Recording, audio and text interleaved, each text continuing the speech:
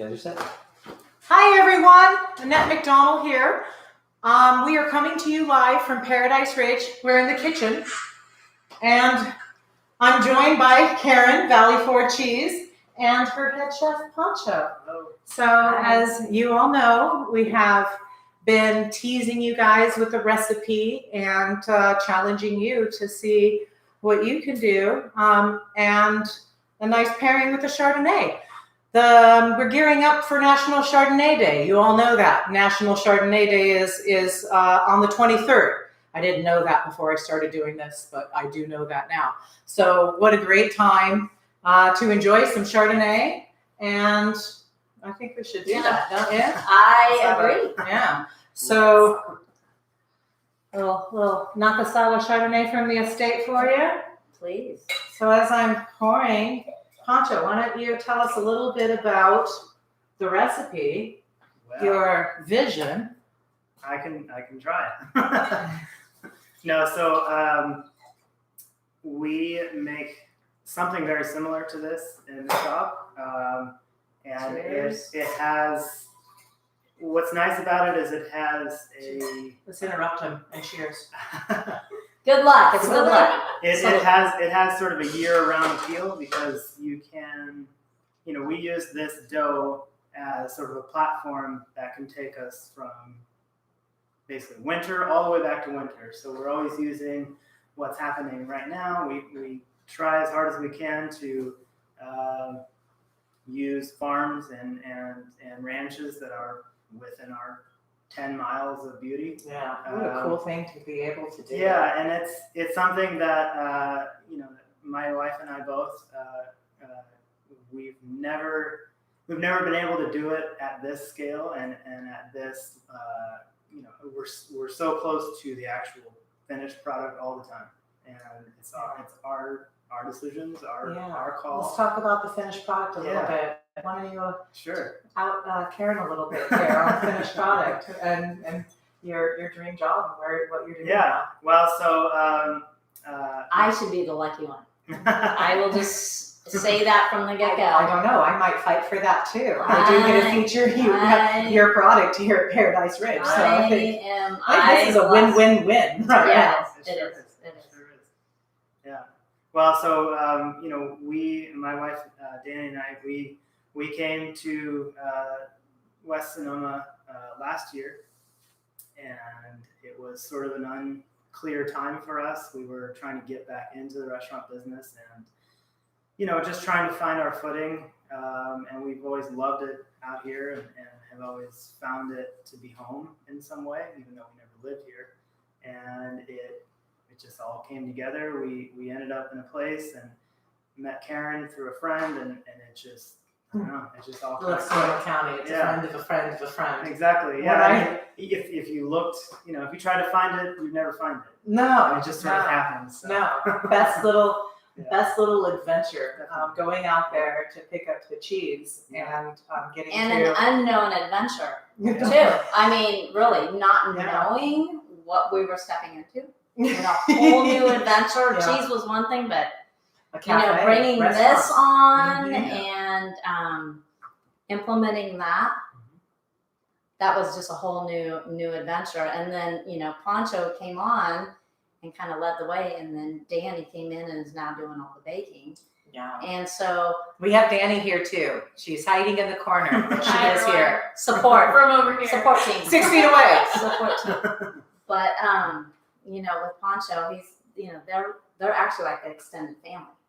Yeah. I mean, Yeah. Oh, I was so jealous. Yeah. I went to see where you're working and living and creating. It's a great thing. Pretty special. Yeah, so for those of you that are all tuned in, remember now we're doing this is interactive. So you guys have had time to pull the recipe. If you haven't, you're definitely going to want it after. Pop open a bottle of wine, and as we get going, feel free to ask questions, give us your insight. Even a little harassment is sometimes fun. So, a little bit. I said a little bit. I have very thin skin. So. Well, that just kind of makes it fun. Ah. Yeah. So tell us a little bit about the recipe. So yeah, you know, I feel very fortunate that I get to. I basically try to do anything I would be doing, but under the prism of using her cheeses and making them not better because they don't get better, but just showing them the way that I think that they should be showed. So I kind of pull from some experiences I've had, some education that I've had, and try to make sense of it all the way I see it. But so the way that I treated the chicken, it's not a new technique. It's something that you would find in Middle Eastern cuisine dating back centuries. Normally they would Don't be intimidated, viewers. Come on. Normally they would use yogurt, and I don't have that. So farmer's cheese is it's a great all-around product. I use it for literally everything. I find that it's all the dairy that you need, it's all the fat that you need, it's all the texture that you need, and it's just a matter of what you feel like doing with it. It has a pretty high level of acidity, so that helps in this dish because acidity, if you don't know, it has the ability to tenderize meats. So if you're going to do, a cut of meat on the grill, you maybe want to marinate it in something acidic. Helps to get it a little bit more tender. Helps to draw out more of the liquid because it, kind of acts with the salt. It kind of acts as a curing agent. Kind of helps to concentrate the flavor. With chicken, it's not as important just because chicken's relatively tender no matter how you treat it. But this kind of makes it. Maybe not so, Mom. Yeah, I mean to be rude. but if I guess the way I look at it is you take a good thing and you try to make it better. So that's kind of the way that I looked at it. So the farmer's cheese, what I did, I don't know if you can see this in the camera, but basically you take, whatever herbs you have. Right now, this is what I picked coming here. This is a little wild fennel that you would find out in the vineyard, or out in the pasture. Sorry. Beautiful. It's growing all over Sonoma. Yeah, yeah, and this is the time of year to do it. So you might as well do it now, and you can dry it, you can freeze it, you can chop it up and preserve it that way. Mix it with olive oil and preserve it. This is a little dill that we have growing, a little oregano, some chive blossoms. There's a little bit of anise hyssop back here, a little bit of parsley. So kind of whatever you have. And I tend to think that if it's something that you can eat raw, then you use it right now, and it kind of helps to bring out the flavors. So you mix that with your farmer's cheese, a little bit of lemon juice, and some olive oil, and then that is your marinade. You treat that like you would any other marinade. Yeah, whatever you don't use for your marinade, get your vegetables out. It looks like a gorgeous Yeah, dip. sure. Well, I got the spatula last night. Yeah, sure. It's a great, I'll be doing delicious. cleanup Yeah. after this myself. Yeah, definitely. Delicious. So you just take that. You trust your chicken, or you don't. Whatever, however you normally would bake a chicken. And the way I wrote the recipe is, it's as you would see it in a cookbook. But you can kind of play with that. You can cook it a little bit less if you wanted a little bit more of a delicate texture when you were done with your pizza, or you can cook it more if you like that sort of texture. It's sort of open-ended. I like it, just barely done. So it's 165 in the thigh. It might not be that in the breast, but it's better that way. Okay. Be that as it may. It will all come to order in its resting time. Yeah, exactly. So that's the chicken, and I would say 24 hours is a good time. You could go as much as 48 hours, and you can really kind of play with it as you let it rest, as you let it age in the refrigerator. You will start to notice that some other flavors are happening, some different, it gets drier. So when you're cooking it, the texture gets crispier on the outside. And, because this is a protein, it sort of just makes it more of gives that more that umami flavor. It kind of Wow, brings interesting. it all out. Yeah, I wouldn't think that letting the protein rest in the refrigerator Yeah. would be, developing into a different tier. Sure. That's fantastic. Yeah, and you can, I've done before where you can let meats age in the refrigerator for a few days, and actually it does wonders for making things more tender, making things more flavorful, because you're letting the natural proteins and the fats and everything, letting them speak for themselves. You're releasing more of the water, so you're kind of concentrating the flavor. Right, now those leftovers have a whole different purpose. Now it's on a don't touch. Exactly. On a don't touch zone. That's right. The funny thing is, I asked our winemaker, Dan Barwick, what his favorite meal was. Those of you that know Dan, and he normally is here, but he has his daughter's graduation today. He is with us in the chat. But his favorite meal, now coming from Dover, England, I would have thought it was a pot roast or something. Yeah. It's a baked chicken. Oh, that's he really gets excited over a properly baked chicken. Yeah. So he just said he pulled his out of the oven, and the smells are amazing in his house right now. Yeah. Well, again, going back to Sonoma County, poultry capital of California, I would say. Yeah, we don't have a shortage of chicken. No, and so the chicken I used in this recipe is a Rosie. Rockies are great too. You can. You have a preference? I like a smaller chicken. So I'm going to make you qualify that one. Yeah. Why? To me, I don't know. Obviously, as things are smaller, I feel like the flavors are more concentrated. I feel like things are more tender. There's an age difference, maybe a hormone difference. Don't know. Okay. But it's definitely something that we've noticed in the shop is, when we found a good brand of chicken and we stuck with it, and it's the smaller one, it just has such a great flavor. Right. Yeah, guys don't go out to the markets and buy all the small chickens, like the white duck, the teepee, the flour, the yeast, everything else. Yeah, definitely. So yeah.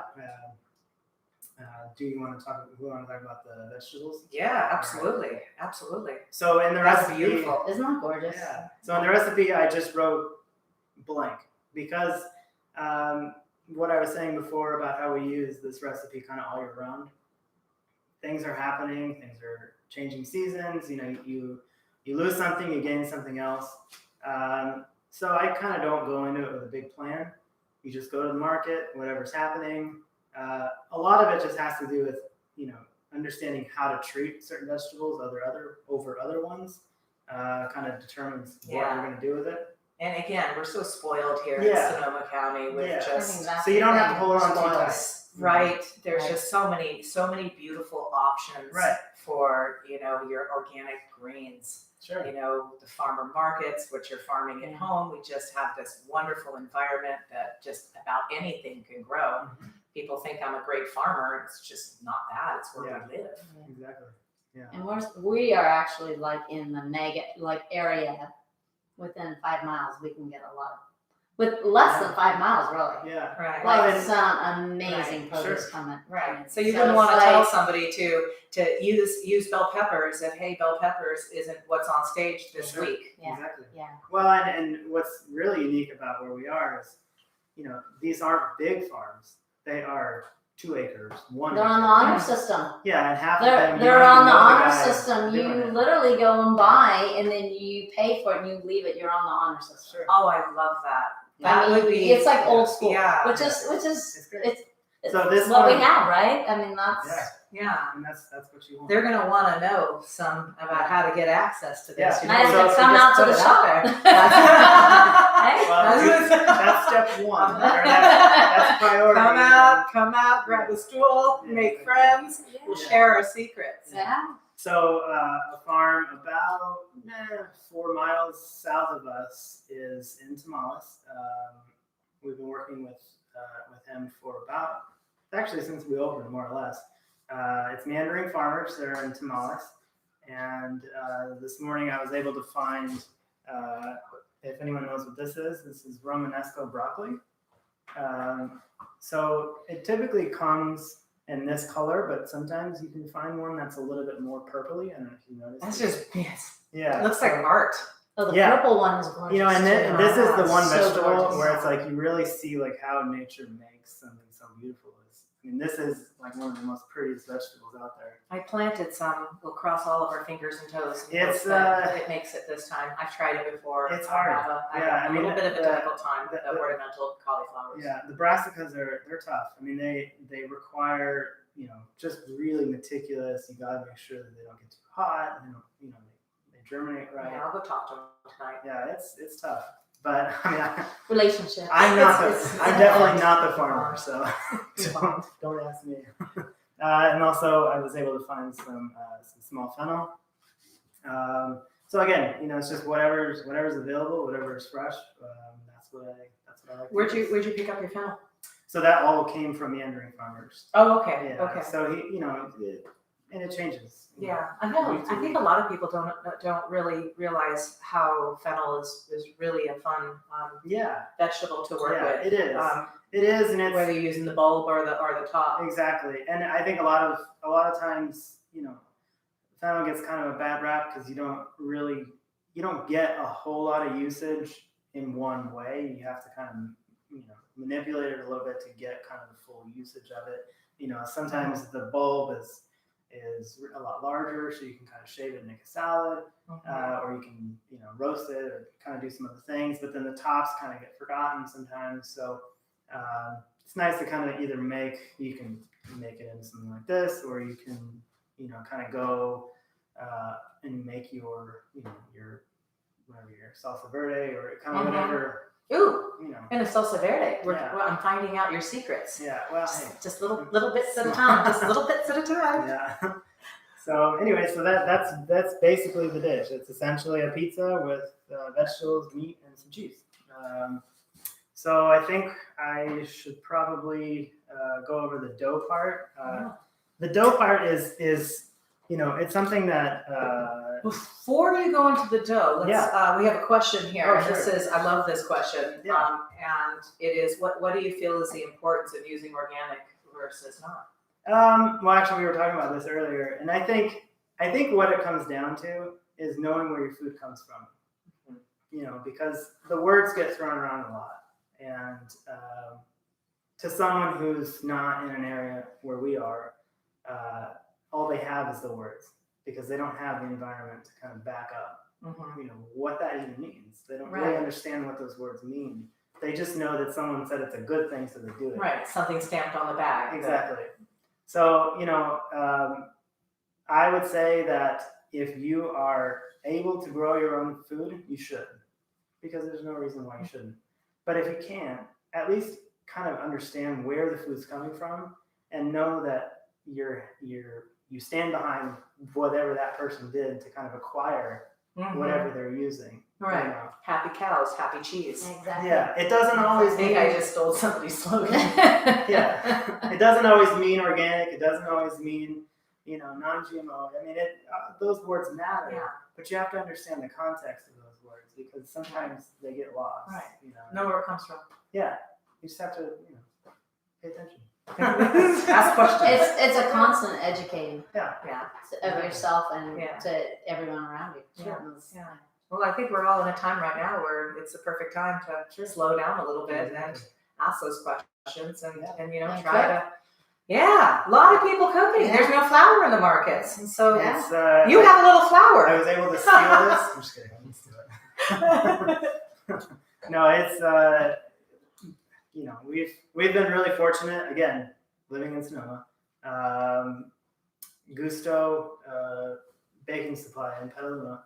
That's where we get all of our flour, and they work with Central Milling out of Utah, and so that's the flour that we use. It is essentially a bread flour, but they add a little bit of malt to it. And what the malt does is it helps to create more of a food source for the flour. So when it bakes, it has like more of a sugar to it from malt, like malt chocolate. It has like sort of the sweetness to it. It's it's malted milk. So what they do is is they add a little bit, and then when you use it, it kind of creates more of a color because sugar is caramelized. So that's kind of what you're able to achieve with something like this over just a regular bread flour that doesn't have malt in it. Right. Okay. Good. Good to know. Yeah. So we like to use it. Right. It really makes bread look better. Right. For Yeah, we'll try to come back and provide you guys that information and links to those. Definitely. And you can just look on the bag. It'll say malted, or it'll say contains malt, or you look on the ingredients or whatever. So that's the flour that we're using here. So what I've done is I just put the salt and the yeast in here. I only do that if I'm going to be making the bread soon, because you don't really want to leave yeast out too long because it will eventually die. But since we're doing it right now, it's fine. So I tend to really pay attention to the grams. So a lot of the ingredients on the recipe are in grams. I converted it for you. Well, I did television recipes. Yeah, it's fine. So I converted it to cups and ounces. It's fine. So everything's in grams. Yeah. So if you're really paying attention to like the actual, because grams are a lot more specific. They're a lot smaller. So that's why I like grams, because restaurants are all about consistency. If you can make something the same every single time, people will be happy. Grams is a very smart and easy way to do that. Yeah. Because it's fast but it's fine. Keep it simple. But eventually we'll join the rest of the world. So this is just water. So this is my flour, my yeast, and my salt. So I'm going to add, I think it was 150 something, 57. So just add. There's people that are excited this pairing's happening. And as you're doing that, I have to backtrack on a chicken question. Okay. So we have a question from Tom, and he wants to know how to properly store the chicken in the refrigerator to age it.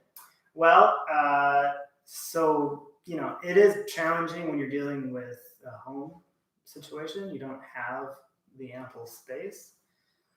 But I mean, I do it all the time. I just kind of, you can section off a quarter of your refrigerator somehow, way, shape, or form. You kind of move stuff around and make space. And I put it on a rack because you don't really want to have it touching something directly, because that sort of allows bacteria to be there that shouldn't be there. You want air movement, because air is a good thing. You want it to kind of help remove some of that moisture, because what you're trying to do is dry out the skin.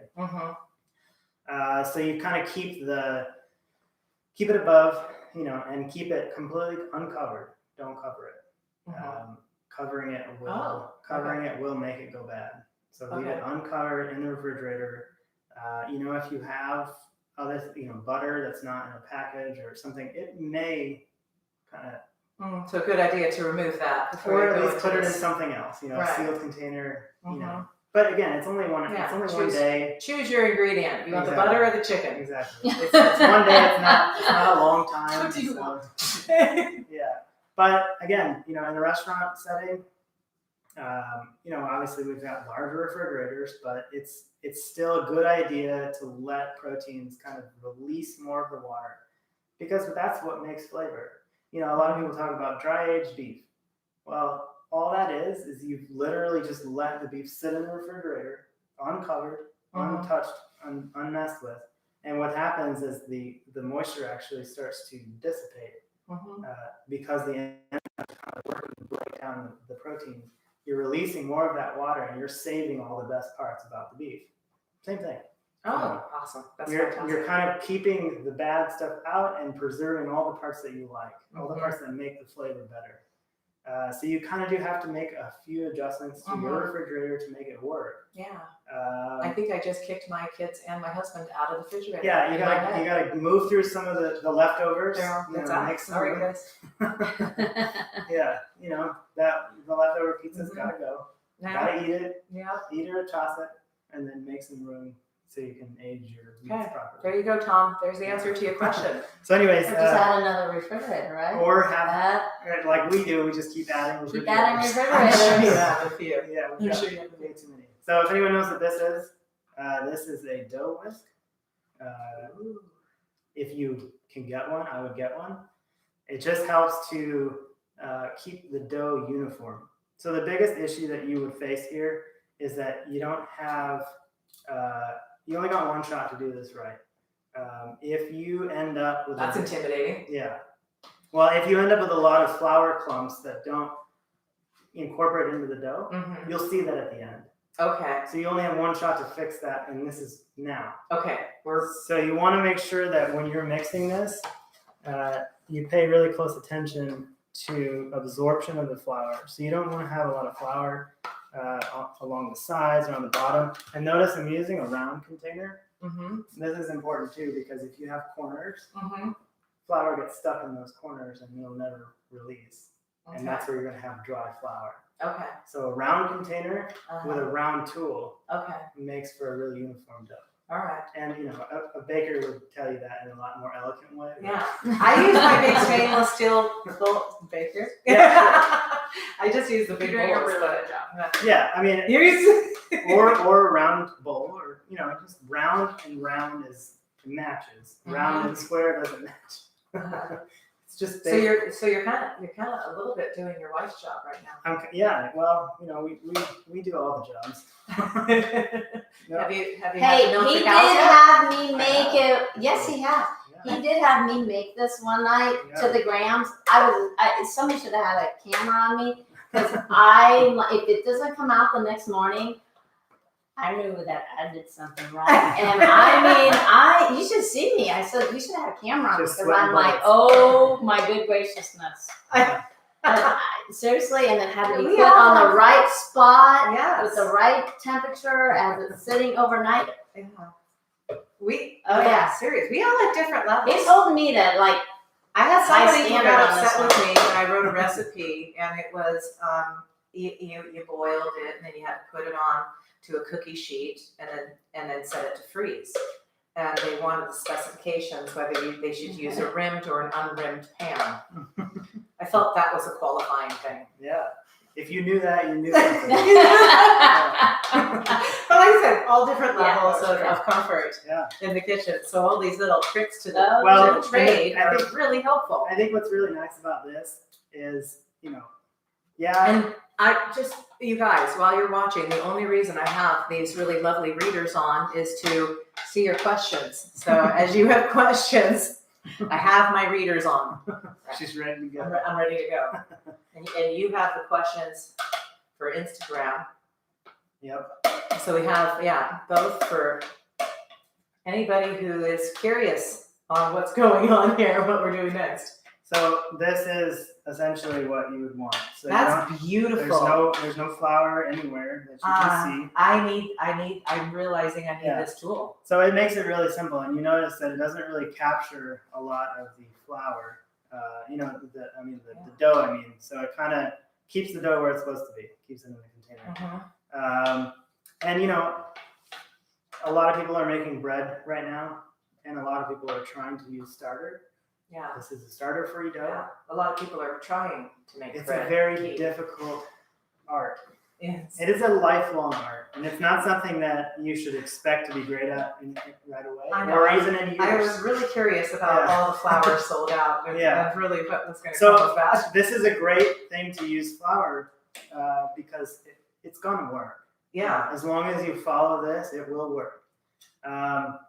So the next thing you do is you want to cover it because you don't want the dough to dry out. That's really important. The next thing you do is you just leave it alone. You leave it in an area that's not super hot or not super cold, sort of moderate. So, you know, for some people, that's either above the stove at night because it's not, you know, it's a fairly mild temperature in the kitchen, or maybe it's above the refrigerator, somewhere where it's not going to fluctuate too much. And then you want to let this sit for about 12 hours, and it's going to mature. It's going to double essentially, or maybe a little So bit. you start at middle of the day, and then the following morning you can complete your focaccia. Or you do it, you know, you can start it just before dinner time, and then you have it for the morning if you want like a breakfast pizza, or you start it in the morning for night. So you can kind of play with it and kind of make it whatever you need it to be.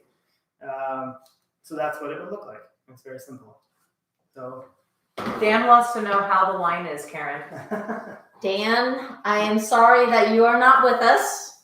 So we'll have to do this again. Maybe raise our glass. And Dan, we are enjoying it. It is delicious. Delicious, beautiful, amazing. Delicious. And I'm certain all those people that came to do the curbside pickups, to grab their bottles, to join in tonight are very happy as well. Yeah. It is quite. It's delicious. Yeah. And with the chicken. Oh Are my you gosh. excited for this pairing? I mean, I've I'm sort of a layman when it comes to wine. I mean, I've been around it long enough at this point that I kind of understand it, and that has brought an appreciation to Chardonnay for me, because my childhood and youth, it was kind of a throwaway. You didn't really love it. You just kind of drank it. You got subjected to the ABC Club. Exactly. We've canceled the club. Exactly. The club is Right. no longer. Yeah. So now, I think appreciating this wine is it's a delicious wine, and I think for me, coming from the food side, I like a wine that you can eat and drink with. It's something that makes sense to me. It's something that's more natural. Yeah, it's almost like you're honing in our winemaker's essence right now. Yeah, it is. It's community. Yeah, and I think that's what Dan would want too. Yeah, I think that's what, and I think he enjoys watching people enjoy like like a wine. That's such a baby. Yeah. And to create that is this. Yeah, it's good. Well, because I can really understand it from a technical side, and getting to this stage where you can start to appreciate how much goes into making it what it is. I mean, it takes a lot of dedication. Yeah, it's a beautiful thing. So that's how I can understand it that way, because I know how hard it is to make something consistently and make it taste better than the time you made it before and the time you made it before. It's always the goal, isn't it? That's always upward movement. Yeah, but you do it every year, so hopefully. There you go, John. But you do get that influx. You do get those little variances that, depending on Mother Nature. I mean, you do get that, and you just have to appreciate. You want to maintain that. You want to keep it. Yeah. I mean, when I was at the cafe with you, and you were sharing with me the difference of the cheeses and the seasonality. Yeah. I was just blown away that if a cow is grazing in the spring months versus the winter or fall months, you can't graze. Yeah, I mean, it changes. But, it just what they're eating affects the balance of acidity within the end product, and even the color. And you really appreciate an art. Food and wine is something, at whatever level. If you just want to sip on a glass of wine, or if you want to dive into it, food is the same thing. Whether you want to just enjoy that meal, or if you want to ask a few questions in the why. Sure. This is why it's just such an amazing thing that brings us all together in a wonderful form of art that is, part of what feeds our souls. Yeah, definitely. However you find it. All right, I can talk a lot. So that was 12 hours. The magic of we've been here for 12 hours. Yeah. So anyways, what you would get to at the end of 12 hours is not exactly this, but it's just before this stage. So what's happening at the end is it's increased. It kind of reaches its capacity. It's about double. And then you take it and then you put it in a vessel. This is what you're going to be baking it in. So you want it something that is able to withstand the oven, and have a pretty wide surface so that you can you can put your toppings on and it works out. So once that happens, then you cover it again, and this is going to be your final proof, and you're going to do this for an hour. And what's going to happen is you'll notice. I mean, even again, it will rise again. So that's just a natural process that happens. So what I'm going to do now is I'm going to punch the dough. If you've ever read a baking book, they say you to punch the dough. It's not actually punching it. You're just you're deflating it slightly. And the reason why you do that is when you bake it, you don't want it to release all the gases at once and kind of mess with the integrity of the dough. You kind of want to keep it uniform, so that's why you would punch it. So it's going to look something like that. Okay? Now we're gonna top it. So I just reserved a little bit of the marinade, you know, and you can use this for like we said, a lot of different things. But I use it here because it kind of gives the pizza a little bit of moisture. My pizza did not end up like yours. Well, practice. Practice is key. So You're all paying attention right now. Really pay attention. So the chicken. So this is what my chicken looks like. Yours may differ, and that's completely fine. It's important that you let it cool slightly before you start cutting into it. You know, it just kind of helps retain more of the moisture because chicken, again, very delicate meat. You don't want to start, you know, cutting into it before it has a chance to rest. So I kind of let this rest. I had another one. So Magic. Yeah, magic of TV. So, you know, I just kind of make it look full. You know, I kind of keep the middle, you know, more or less filled with ingredients and kind of keep moving out to the edges. And then I took the Romanesco and I blanched it, and then I took the fennel and I blanched that too. Again, every vegetable is going to be different. It's so beautiful. But I like to keep, you know, the color is important. So when you blanch a green vegetable, you shock it in ice water. Once it's tender, you shock it, and it kind of helps to keep that color right where you want it. And then I'm just going to put a little olive oil on there. I like to use sea salt. Kind of EVO. I didn't say that. You said that. We like to have fun. So, you know, again, I'm just kind of filling out the pizza, making it look like I'd like to eat it. And I will be taking that. Isn't that gorgeous? Oh my gosh, that's beautiful. You know what? I'm going to Just jump a in here for a freaking second while he's do doing it. this. So this fagoscia that they came up with is sweeter savory. They also do a sweeter savory. So, it's amazing. Do tell. So Danny takes some of the farmer's cheese and will be more of on your sweeter side. Mm-hmm. And then today, I believe the fagoscia had the asparagus. It had some smoked turkey bacon on it. Is that what you guys were serving at the And cafe? they sold out really quick this morning. Did. And what You else? might be Film selling photos. out a little What quicker was- tomorrow. Did you have an onion in there? Was there yeah, it was like caramelized. a caramelized onion and then the cheese? And then when you take it out, it's wonderful if it's cold Mm-hmm. or warm. I mean, I love it at night. I'm like, put one off to the side for me at night. And it has that little bit of rim of that little bit of crunch still. There's something about when it's cooking, Mm-hmm. but when it comes out and it's on the wooden board sitting in the pastry case, Mm-hmm. Yeah, it's amazing. makes all the difference. So sweet or savory, that's what this. I mean, it can go either Yeah. way. Exactly. Yeah. And I, she used some stone fruits. when Danny, that I'm coming out in the comes. morning. Yeah. Save me some. It's like seasonality though. I mean, it's Yeah. basically like it's the Whatever. stone fruit, anything Mhm. that's on there, so it can go either way. Right. In the beautiful little cast iron Oh, those are cute. dishes. Yeah, you can definitely see that you have all the tools and the toys. So I didn't mean to jump in there, but I just wanted to say that this fagoscia can go either way, and you can actually do whatever you want with it, as you can see in these pans. Cast iron just actually makes it so presentable. Mhm. It just really makes it really pretty. And very then rustic. the fresh lemon straight in. Yeah, so I tend to think that acidity is always a good thing. Yeah. You know, when you're eating a meal that's, it's heavy and it's really braised, or it has a sauce, or it uses a lot of red wine, you need something that kind of brings Yeah. it back to life. Yep. So I use a lot of acidity. Acidity is always going to be your friend. So a little bit of fresh lemon never hurt. Kind of pulls on a little bit of the Italian influence. Yeah, and especially with the wines, Yeah. it really allows I gotta show that that second how layer gorgeous and that that fruit is. to kind of shine through. Exactly. Yeah.